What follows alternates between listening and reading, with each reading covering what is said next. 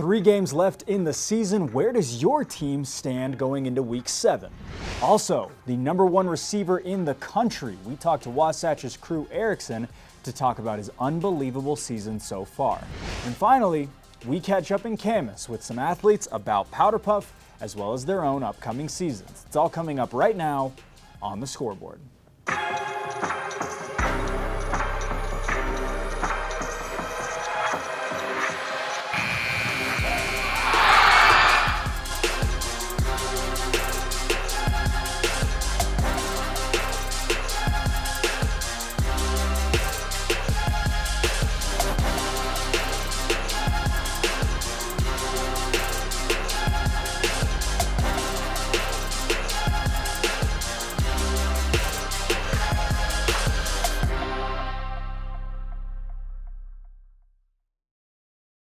Well, it was a rainy night in Camas, but that did not stop us from capturing audio from the coaches on both sides of the field. I mic'd up a couple of players over at South Summit's Powder Puff. They're out of time, Mr. Referee. Bro, that's got to be 40 Hey, seconds. Are we going full contact? No, Just wondering. no, we're not meaning Okay. to hit them. Okay. We're trying to. Just watch that for me. Just watch that for me. If they get this, I'm breaking the clipboard. I'll do it, bro. I'll break the clipboard, bro. Can you hear me? Sweet. Good defense out there, coach. Hey, I coach. Good defense. I prepare for everything. No, what was that? We've got to go away from Adri. Good job. Good job. Thank you, Blazer. For practice, you took pre-workout. Oh! This ain't gonna work, bro. This ain't gonna. Go! Go, baby. Go! Touchdown! Touchdown! Touchdown! Say what's up. What's up? Let's go, girls. That was money. That's a touchdown! That's a touchdown! Let's go! Let's go! Let's go! Let's go! Go, baby! Let's go! Yes! Yes! Dude, I've never been nervous for a football game. Why am I nervous for Powder Puff? Good coaching, coach. I didn't do nothing, bro. Y'all did it yourself. Good job, Maya. Annie! Flex on him. There we go. Let's go! You go outside. They're gonna call.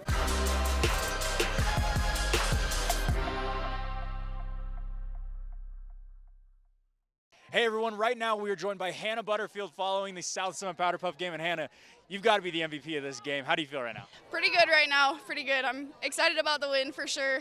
Couple of touchdowns, couple of 2-point conversions. Were you expecting to be fed the ball as much as you did? I wasn't, no, but I'm glad I did. Glad we could go out there and have fun. What do you think was the reasoning for it? Did you feel like the fastest player on the field? I did, yeah, for sure I did, but it was definitely a team effort for sure. It was not just you, yeah. I mean, there was Alyssa Sargent at the quarterback position. Great job there, and also the defense. But I got to ask you, the juniors scored first. You were actually scoreless in the first half, and so I'm curious, was there a little bit of like, hey, what's going on? We're seniors. We're supposed to win this game. Yeah, I think there was a little hesitation with us. We didn't expect so much aggression from them, but we brought it after the halftime, so I'm glad we did. What was the aggression like? I mean, it seemed like it was getting pretty chippy out there, especially at the end. It gets a little dirty. Girls are aggressive. They like to get mean for sure, but it was fun. We all had a good time, and yeah, it was a good time for sure. Hannah, you're also a cheerleader, and I'm just curious, how fun has it been to be covering these South Summit Wildcats, going to all of their games and things like that? They're 6-0 right now, and they're looking like they're a shoo-in for the state title. So much fun. Our team is doing great this year, and hopefully we get to the playoffs and we win state this year. Is there any other sports that you're really looking forward to this year? Basketball, volleyball, anything else like that? I'm really looking forward to volleyball. I hope we do good this year at state, and other than that, I just hope everyone does good and we take state in everything we do. Well, Hannah, we really appreciate it. Great job tonight. Thank you so much. Thank you so much. Hey, everyone. Right now, we're joined by Noah Gunnarsson, one of the coaches on the junior side of the ball. Coach, you don't get it done tonight. How do you feel? It was a tough game. There were ups and downs, but ultimately we lost, and that's fine because we'll be back next year and we're gonna beat them. I got to ask you a little bit about this get-up. All of you, suits, ties, cowboy hats. What is the decision behind that? We're out here to look formal. We're not out here to play games. We're not going to be in no shorts and a T-shirt. We're out here to win. Yeah. It didn't happen, but we're out here to do it. I got to ask you about the first half as well. I mean, you score the first touchdown. It looked like you were a shoo-in to win this game. Seniors come back in the second half and they play their game. So I'm just curious, what were your thoughts going into the second half? Well, Me personally, I had the mentality, it's 0-0 going in a half. We got to get another touchdown, and we got to stop them. The girls, on the other hand, they weren't thinking that. They were like, oh, we're taking big dubs already. Game's over. So you thought they were kind of out of the game mentally a little bit going into the third and fourth quarter? Oh, yeah, they put themselves out of the game going into halftime. So I got to ask you a little bit about the football season itself. You're 6-0 right now, having a great season so far. How have things been? They've been great lately. We haven't really played anyone big yet. They've all been mostly easy games. Emory was a little bit of a challenge, but not much. So 6-0 doesn't mean much right now. You've got Summit Academy this next week, on Friday, I guess I should say. How do you feel like that game plays out? They're probably the toughest team you've played so far this year. They're 4-2. How do you see that game playing out? Yeah, no, Summit Academy for sure will be the toughest team we played all year. I don't think their record really reflects how good they actually are. So I feel like if we undermine our own team going into this, we're definitely going to lose. We have to have the mindset that we have to bring everything we've got for this game. What are some of the most important key factors? Obviously, KLB has to play well. Obviously, Bracken has to be throwing it to KLB. Juan has to be playing well. But who else needs to be playing the absolute best they possibly can? Obviously, everybody, but what are the most important aspects of this upcoming game? Well, I would for sure say our DBs, our corners and our safety especially. This team is a really big passing team. Devin Watson, one of the leading in the nation in passing yards right now. He's really up there, and all that passing, we've got to have good DBs, but that's also we've got to have a good D-line. We've got to pressure him. We can't let him have a lot of time in the pocket. I also got to ask you a little bit about track and field. Are you coming back this next year? Oh, yes, sir. Why would I not? How much are you looking forward to getting back on the track? Not much, honestly. I hate running. That's why I became a discus thrower, and luckily it's gone well for me, so hopefully I won't have to do much running this year. You were at the state playoffs last year. Do you think you get back into the state playoffs again this next year? Yeah, actually, last year I ended the season #1 sophomore in the state. So going into this year, #1 junior in the state. Speaking of the track program, I actually got to ask you a little bit about Bryn Levitt as well. She was probably the best player on the junior team, the lone touchdown scorer for this team. Bryn had a fantastic game, but she's also one of the fastest girls in the entire state. So I've got to ask you, what did you think of her performance here today, and how much do you think she's looking forward to track and field season in a couple of months? Well, tonight we tried to plan our offense around her, giving her handoffs, giving her pitches, just getting the ball to Bryn. However, that didn't work as great as we thought because we didn't have blockers out there, and she wasn't quite as fast in the lateral movement. So I feel like she'll be happy to get a win out on the track field. Well, we can't wait for it. Noah, thank you so much for the time. We really appreciate it. Great job.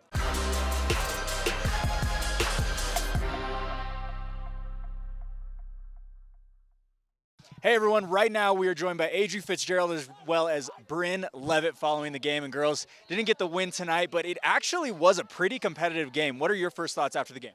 Well, I'm proud of the girls. I'm proud we represented. We represented well, guys. Good job. Adri, what do you feel? I think that our defense was pretty solid. Our offense, we needed a little work, like plays-wise and stuff, like learning them. And, yeah. Bryn, I got to ask you a little bit more about this game right now. You were the lone person who did score a touchdown. How did it feel to get that touchdown? I actually told the coaches, they're never going to say it. I'm going to take the credit myself. I went up to Noah Gunnarsson, and I said, give Bryn the ball and let her run as much as she wants. She's the fastest girl in the state. She's the fastest girl on the field. How did that make you feel to get that one touchdown? Good. It brought back track memories. I'm so happy to get out and run again. It's been a minute.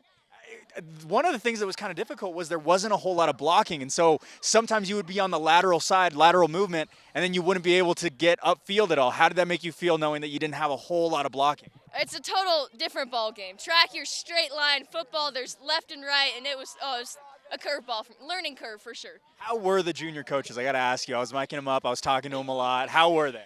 Brady and Noah were pretty solid. Bracken and Mitchell were a little goofy. They chatted the whole game. Yeah.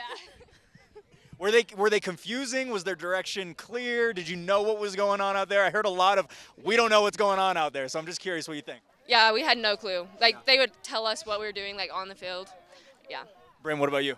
Heat of the moment. We just, right there.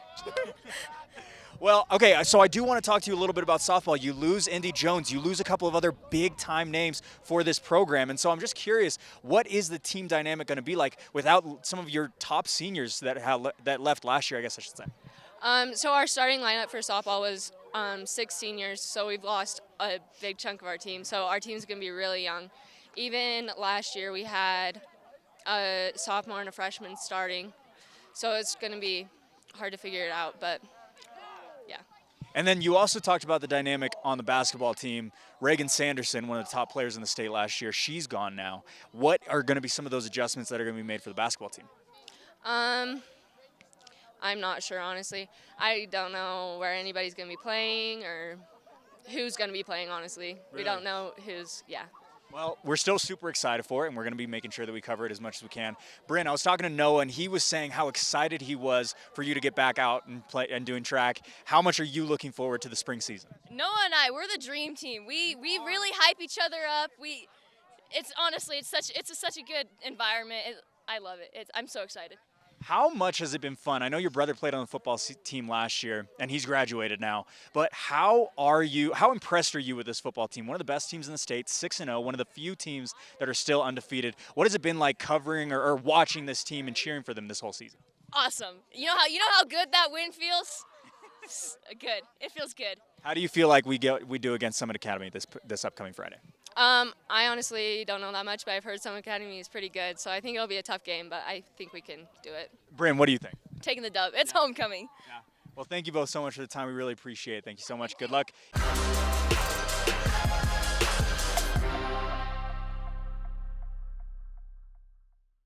923 of anything is a lot, but 923 yards over 6 games is unheard of. In fact, there's only one wide receiver in the country who is doing that right now, and he's right here in our backyard. Here's myself with Wasatch's Crew Erickson.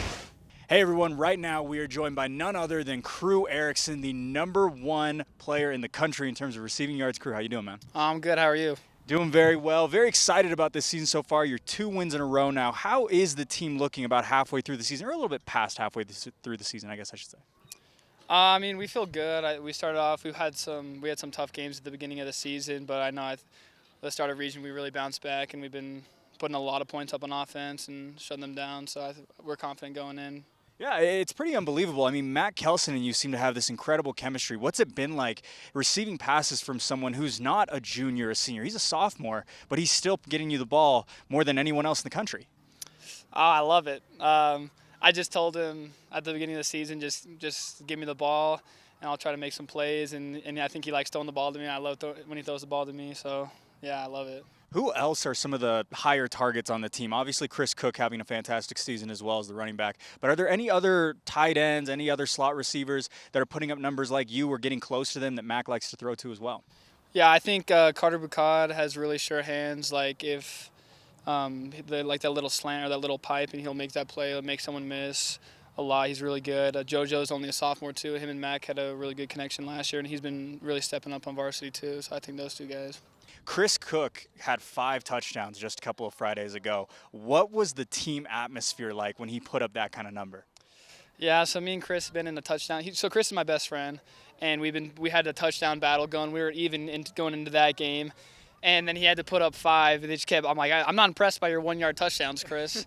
But I had 3 last game. I'm coming back on him, but I mean, everyone was just impressed. He's a stud. So. What's kind of been the secret to your senior season? I mean, you're putting up unbelievable numbers. I'm just curious, what have you been doing differently this season in comparison to last year or the year before that even? So from my junior year, I was about 158, and then at the start of this season, I was about 190.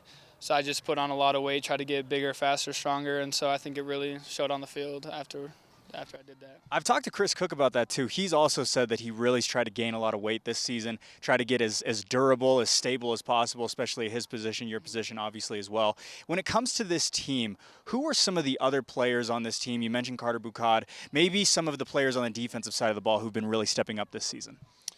Yeah, so I think Caden Luke, he started safety last year for us, and we really needed him to step up, and I think he definitely has. And then I think Tavian Edwards.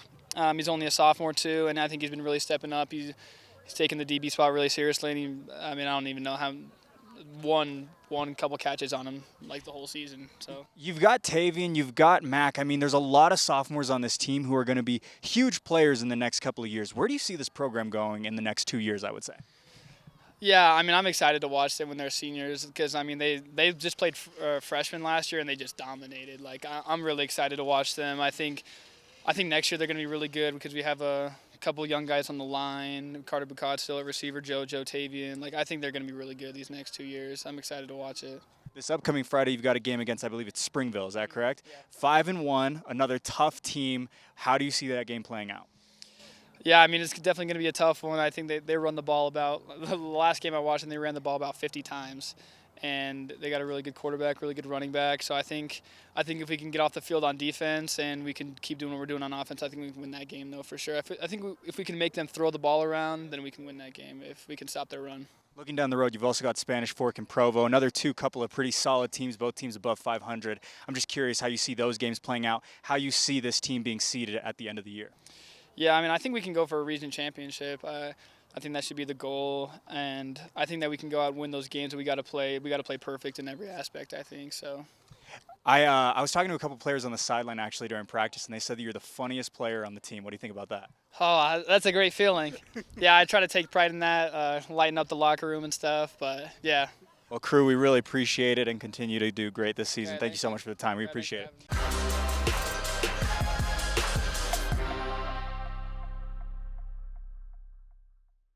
Headed into week 7, we've got all the updates as to how your favorite team is doing here in the Wasatch Back. Let's take a quick look at the records of each of these teams and what we have to look forward to for the rest of this 2022 football season. Up first, it is Park City, currently sitting at 5-1 overall, 2-1 in region play. They sit as the number 3 team in Region 6, and they take on Olympus on Friday, a 3-3 team with a 1-2 record in region. Park City only giving up 60 points over 6 games. This defense is full of talent and possibly the most underrated part of their entire squad. Their offense, full of weapons, 175 points this season for an average of 29 points per game, an average win differential of 19 points per game. Their only loss so far this season has been to East, who senior Braden Beyer believes they might see again in the 5A playoffs. I've been asking everybody this question because you never really know with a team like this. You're 1-1 in region right now.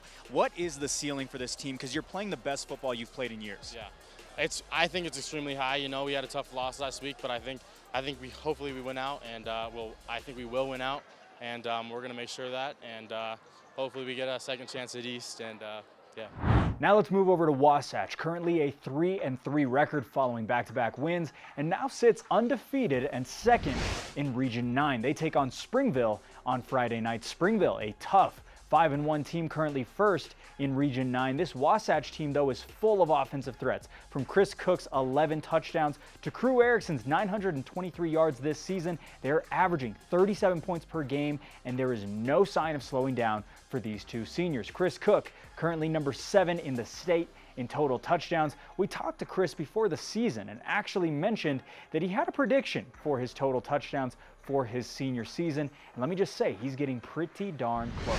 How many touchdowns are you predicting for yourself this year? You had 8 your junior season, 9 this last year. What do you think this year? Let's go 15. Now on to the North Summit Braves. 2-4 this season. They snap a 4-game losing streak last week versus Parowan and have a tough region matchup versus 4-2 North Sevier this Friday at North Sevier. Both teams winless in region so far. The winner takes 4th place in the 1A North region. This team is packed with young talent. 1A North is no easy task when dominated by seniors and juniors, but on the North Summit team, there is a ton of difference makers who are sophomores. Jake Smith is one of the first to come to mind, a sophomore quarterback running the option offense, and he, as well as some others in Colville, know that this team is going to be a headache in just a couple of years. Jake, Trevor Richens, I mean, some of the biggest names on this team, offensive team, are on the offensive side of the ball, I apologize. They're all sophomores. Yeah. What is this team going to look like in 2 years in your opinion, Gary?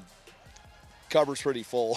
You know, I know that, you know, they've stuck together and they played a lot, multiple sports, not just football. You know, I think that, you know, they're a good team, and you know, I've kind of talked with a lot of the coaches and coaching, you know, myself. You need one good group, but you also need some underclassmen and some other guys to mesh in, and I think that, you know, if they can stay together and stay healthy and you know, keep working hard, that's kind of this group too, and you know, some of the juniors as well, and some of the freshmen coming up. you can't think, well, I'm going to be good then. You know, you've got to make steps now, you know, and enjoy the process, I guess, is what I'm trying to say. But finally, we've got the South Summit Wildcats, 6-0 so far, tied for first in their region. They face some of their toughest competition of the entire season this Friday night as they take on 4-2 Summit Academy. This team is special. No other way to put it. They only give up 7.5 points per game.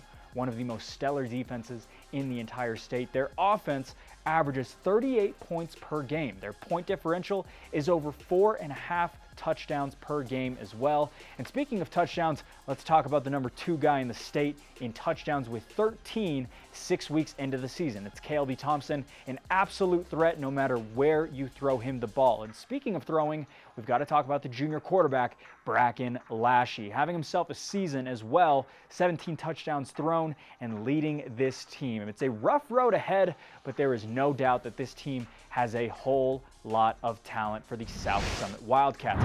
Well, I mean, that's kind of you to say. That's our goal, right? I mean, that's what we hope for. Every team hopes to win state when they come into it. I really fully believe that this team is capable for playing for and winning a state championship. That will do it for this week's update. Week 7 is here, and we cannot wait to see these teams continue to compete at the absolute highest level that this state has to offer. Thank you so much for watching the Scoreboard today. We will be right back here on Tuesday with reaction from the South Summit homecoming game as they eye a 7-0 record. Not only that, but we're also going to be talking to Wasatch's girls soccer team. For everyone at the Scoreboard, I am Blake O'Rulian, and we will see you all on Tuesday.